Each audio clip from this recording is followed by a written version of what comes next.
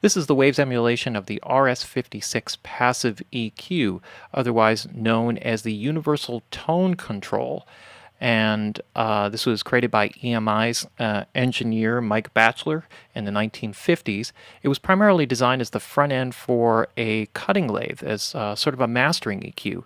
And the work in creating this in terms of the parametric equalization control and the way the EQ was designed really revolutionized the way that equalizers were built ever since. So this is a very, very unique processor. It was only used for mastering up until the Beatles started making records, and the engineers that were working on the Beatles records were allowed access to this EQ that was known back then as the curve bender. And if you look up online and you look up curve bender and RS56, then you'll more likely come up with this EQ or find information about it than just typing in RS56. So this is a very, very powerful, amazing sounding EQ. And as a passive EQ, the way that this primarily works is that there is no power source that actually goes into the boost and attenuation gains like a normal equalizer is. And so that without any kind of amplification stage that's built in, the way that you actually boost a particular frequencies, any particular frequency or frequency area, is by attenuating all of the other frequencies other than the ones that you want to be affected.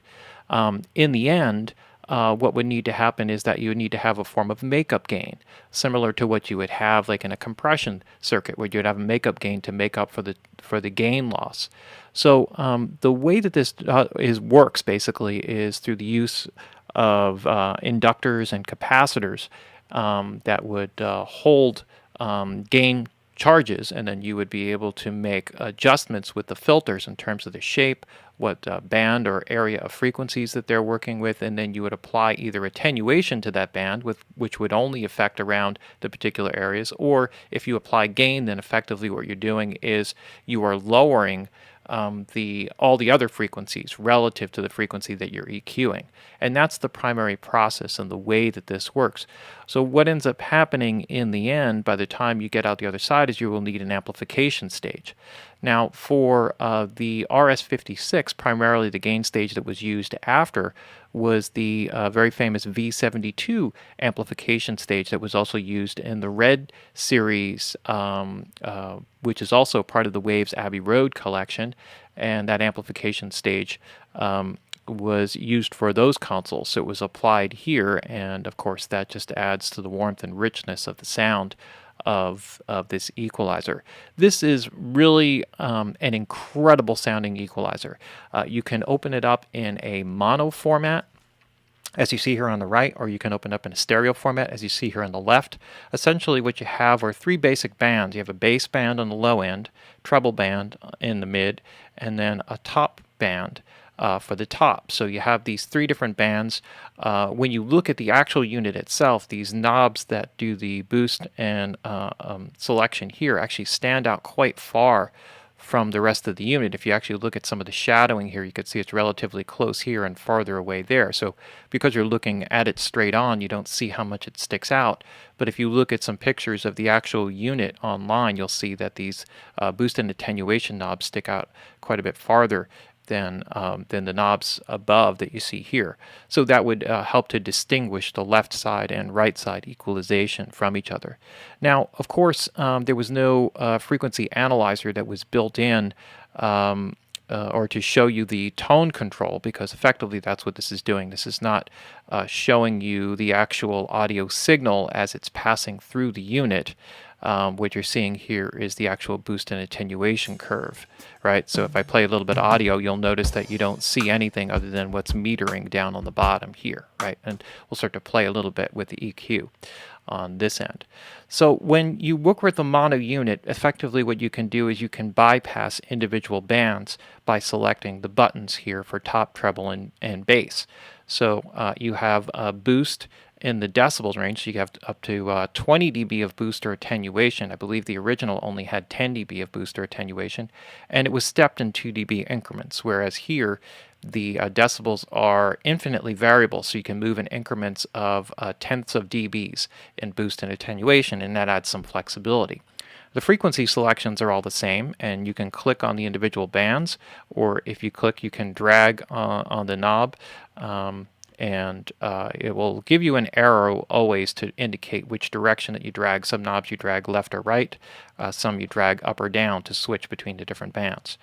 So when you do actually perform a boost, you will see the curve that is applied here. You can select the frequency that will be affected. So essentially what you have here for the filters, and they're the same for all the different filter types, is you have what effectively is a high-end shelf and a low-end shelf. So, and this is quite interesting because if you have a high selected frequency here, you can effectively do a shelving EQ which boosts all frequencies above or below the selected frequency. So it's a low-end shelving EQ as opposed to a high shelving EQ, which you don't normally or typically see on the high frequency band. You normally see that on the low frequency band, but this actually gives you both, which is a really unique characteristic.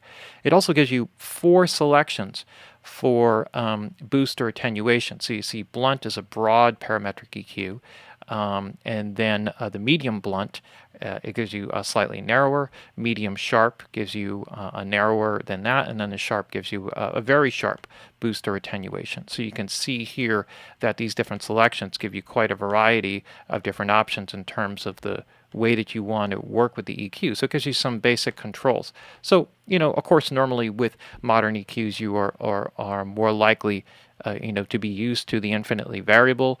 But given the particular uniqueness and character of this, it was worthwhile preserving these particular shapes, and the way that Waves goes about emulating these components is actually really amazing and quite accurate. So moving along here, working with this, you have a lot of flexibility because the fact that you have a low-end shelf or a high-end shelf and then selectable frequencies in what I would call the mid-band, but is really the treble band, starting from 512 cycles, means that you can have a shelving EQ going up here up to 1.024K, a little more than 2K, and then up above 4K. So these are exact multiples in octaves from each other, which is kind of interesting. And then that picks up here at 5.8K, 8.192K, that's very small, and 11K, 16K, and on up. So effectively, when you're working here with the different bands, you may find that you want a particular a high frequency shelf. You can actually start up above, kind of wind your way down, say, okay, if that's not far enough, you can turn off this band, go down to the treble band, and then continue on the frequencies and kind of go down until you get what you're looking for. And if you wanted to, you could continue all the way down here. So really a very interesting kind of unique control from that perspective. So you don't normally see that type of shelving EQ that does high frequency shelf from low frequencies down as low as 32 cycles, which effectively is just like applying makeup gain on the other end. Okay, so very powerful EQ in terms of the way that it's designed and the functionality, the different filter shapes in terms of the parametric EQ and then the low and the high frequency shelf. No filtering per se in the sense of a standard fixed dB per octave type of filter on that end, but it's an incredibly powerful EQ. As you'll hear, it's just like a very, very pure, clean, amazing sounding EQ. So that's the mono unit, and I only went over some of the features here just for display purposes because it's a little bit easier to see. When we go over to the stereo unit, we can actually work in a variety of different modes for stereo. We can work in stereo mode, dual mode, which allows us to apply separate equalization for the left and the right, and MS mode. And what that does is it makes this a mid-band, which you can see indicated here, mid, M, and S would be the side signal. And so that would be, so instead of being the left channel, that would be the mid channel. And if you go to stereo, then it switches there to left and right. The bypass bands, instead of being below here, where they're more obviously viewable, can be placed here, or they are placed here along the sides. So you see the basic controls. You have the decibels all in a row. You have the bandwidth controls all in a row, and then you have the frequency selection all in a row. So when we're actually listening to the signal, there's also some really great monitoring controls. So depending upon the mode that we're working in, if we're working in stereo, then the output links the outputs would be linked. Otherwise, we could attenuate the left or the right output independent in dual mode. And MS mode would be we would be controlling the mid signal versus the side signal. So that's a very powerful way of working. And we have a phase invert. Now, in stereo mode, that inverts both sides equally. But if you go to dual mode, then you can invert the two independent of each other. And obviously in MS, then what you would have is an inversion of the output stereo signal after the MS. It makes no sense to just phase invert the side signal, because effectively all that ends up doing is inverting the left side and the right side. In the end, or that's what it'll basically sound like. So this will output that signal. So you see here that the indications change as you go between the different modes. And let's go over just some basic features, and then we'll kind of play some music and listen to it. As you boost or attenuate signals and you go through different frequency bands, and let's just kind of do like just a kind of mock equalization here, of some particular frequencies. Let's just say that we're going to work here within within these particular frequencies. Now, it may be through the course of equalizing something that you realize that the left side signal is not as bright as the right side signal. So we want to attenuate or we want to add some brightness to the left side to make it match the right side. So we would switch to duo mode. Now there's a really cool feature here that and the way that Waves has kind of set this up. So when you look at the band, you can see here that the white line here would be indicating the left side, or if you were in MS mode, then it would be indicating the mid band. And then you could see that the right band would be in yellow, right? So if I switch this in dual mode, what's really cool is that if I then switch to stereo mode, so now I've balanced out the left and right side with my basic equalization. And now if I want to maintain that offset, I can switch to stereo. And what this does is it allows me to continue to boost or attenuate that same band while maintaining the offset of the gain controls. And that's very, very cool, because this gives me the ability, I can switch frequencies without affecting that offset, and this gives me some, I can adjust the filter types here as well, linked, and otherwise I can go about the process of doing them independent of each other, okay? And this can actually kind of work primarily just allows or adds to the functionality of the whole process here, right? So you notice that it's only the gain that remains offset. So if I go to duo mode, for example, and I set two different filter types here, and then I want to switch them, when I go back to stereo and make an adjustment on one, right, or switch it to sharp, they're both going to switch to sharp, right? So those will link together. So you can remain in duo mode and make your adjustment if you needed to do something along those lines to get them to sound more equal. But that's just one tool. So in terms of its use in mastering, this is really an amazing thing. So I'm going to actually just load up and float in the reset here. There's also a load of different equalization presets that you can use, for overheads and for full drums and for all kinds of snare drums, bass drums. Really, it's I find it to be an incredibly effective mastering EQ. Really amazing just because of the clarity and the accuracy of it and the sound quality. So let's what I have here up is just a stereo mix of drums, and we'll apply some equalization just so you can kind of get a sense of what this is all about. Now when I'm working here, we can hear a little bit of this. So maybe I just want to start by adding a little bit of or maybe doing a little bit of dip in the low mid-range. So I want to take out a little bit of the boxiness of the drums, so I can just kind of boost here.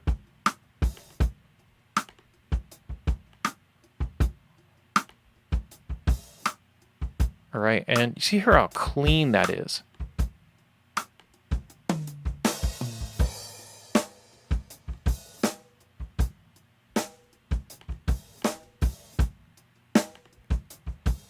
Right, just for the amount of boost and attenuation, it almost doesn't sound like it's really doing much, because it doesn't affect the tonal balance, right? And that's something that people are used to hearing. Usually there's a couple things that happen with equalizers that apply gain stages. One is there's a phase shift. that happens within the band that you're boosting or attenuating, or particularly when you're boosting. And what ends up happening is when that merges in, it creates a phase distortion. And that can actually be really cool and sound really pleasing, but it does create a tonal coloration.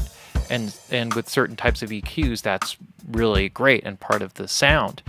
If it's done well, then it can sound amazing. But with the passive EQ, you get this real clean purity about it, which makes it such a great mastering EQ, because if you have a really great mix that has all the tonal color that it needs, it just has a little bit too much of a particular frequency area, it's very easy to go in and just kind of dip that area out or add a little bit of presence on the top end without adding any harshness or without adding any kind of tonal coloration that would change the characteristic sound of a very well done mix. So we got a little bit of a dip there in around 500, and I can just kind of shelve up a little bit of high end to add a little bit of presence here. All right, so you can really hear the presence. And just to show you what happens here as I switch between the bands, right, that's obviously a narrow boost. Maybe I can just, to exaggerate it here. All right, so you really hear that sharp band, how that works great with the snare drum snap. Right, as it gets wider, a little bit less so. And here's like the low end shift. I'm just going to add some gain here. Right, so you can see how it just kind of boosts everything below, and it's always great. Everything always sounds better when it's louder, right? All right, so I'm just going to go back to my shelving EQ. All right, so a little shelving EQ. Let's kind of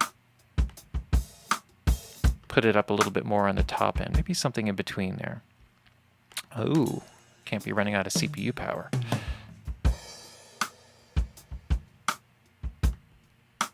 Okay, and now we can take, and let's see if we can apply like a little boost to that kick drum on the low end. Right, and find the right frequency. Probably 64 would be good.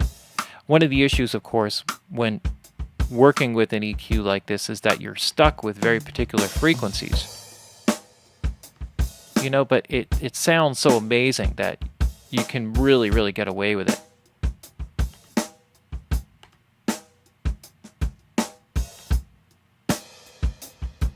Right, so it's not normal that you would boost like 32 cycles, but it seems to sound pretty good. Right, so here's without it.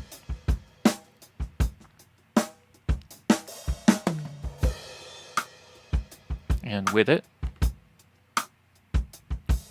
You can really hear like amazingly how the clarity and how well it opens up the sound.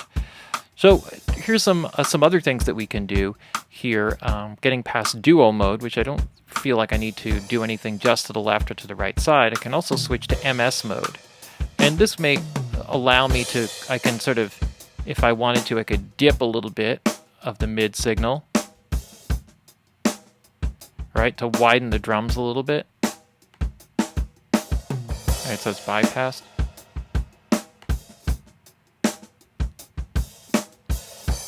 And this may allow me to do a whole variety of different things, because now my left and my mid and side signal is separated, right? So I can actually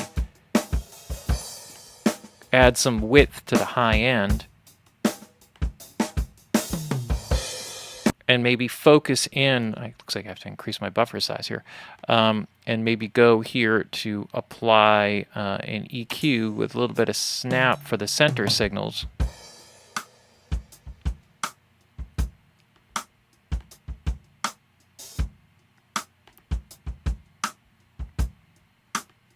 So this is being applied just to the mid signal.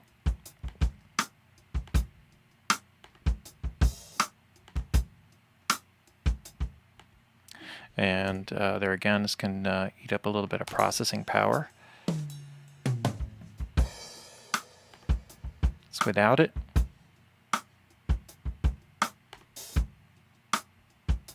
Right, and this can help us to create a little bit of presence here by adding in little bit more width, by adding in a little more EQ on the side signals.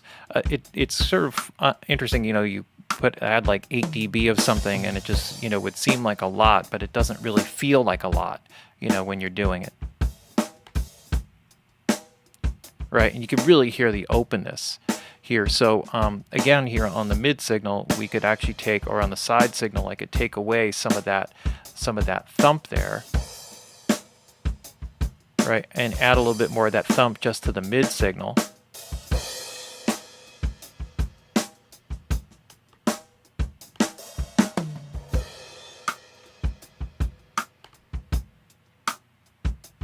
Right, and we could get a lot more focus in there on that kick drum signal. Right, and then of course can phase invert that just for fun.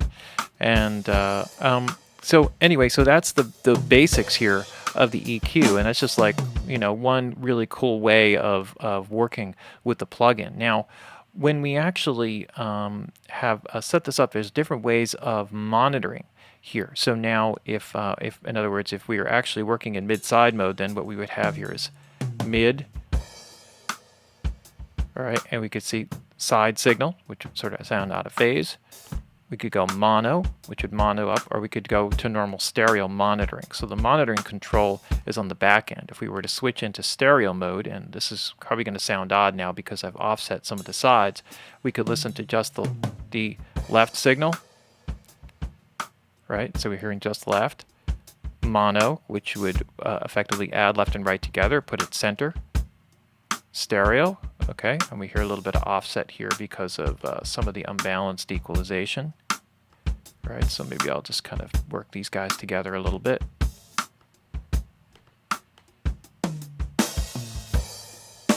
All right, just the right signal along with an error message. All right, mono and stereo. So that kind of gives us all of our options there in terms of monitoring the actual output signal.